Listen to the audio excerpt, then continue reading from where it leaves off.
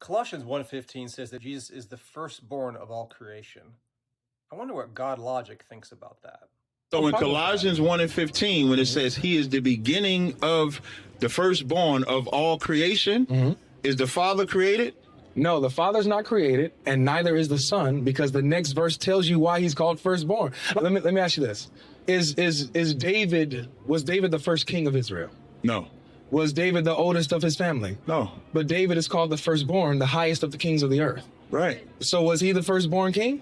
You're saying you're taking firstborn literally in Colossians 1, but recognizing that it can be used figuratively elsewhere. God logic runs to a figurative meaning of firstborn. Let's see if that works. Firstborn is derived from the Greek word prototokos. Prototokos literally means first produced. It was a commonly understood word in Paul's day, used 109 times in the Greek Septuagint and 9 times in the Greek New Testament. Its literal connotation, referring to the first procreated from a parent, whether the text is speaking of humans or animals, accounts for the vast majority of cases. It's a literal bringing forth of the firstborn into existence in time. The very few times that prototokos is used in a figurative sense, which God logic appeals to, contextually it's clearly figurative of a nation or a tribe, or there is a qualifier involved like there is in Psalm 89:27. God said about David, "I will make him my firstborn, the highest of the kings of the earth." We know that David was not the firstborn of Jesse, Eliab was, nor was he the first king of Israel. That would be Saul. The point is that God says that a particular treatment will be bestowed upon David as king.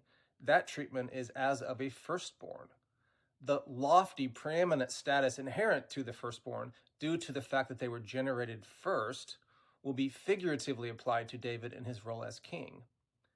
David's status will be higher than that of the other kings, but note carefully that David himself is not called firstborn. The term is given to him as an appointment. I will make him my firstborn. David cannot change his birth order after the fact, nor can it be denied that Saul preceded him as king. So in no literal sense was he the first child in his own family, nor was he the first king of Israel.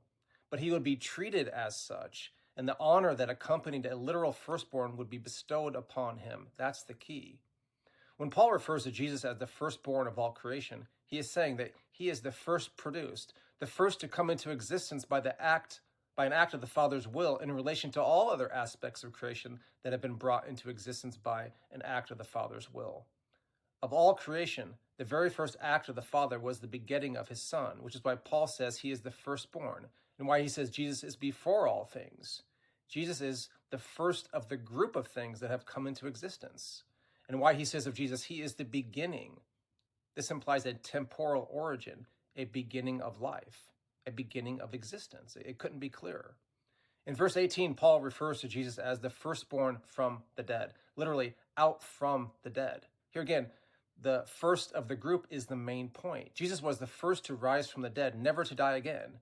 Exactly what Acts 26:23 says, that the Christ would suffer, that he would be the first to rise from the dead. Note the consistency with how Paul uses firstborn in Colossians 1. Firstborn out from the dead refers to the first of those who will be resurrected unto immortality, Jesus.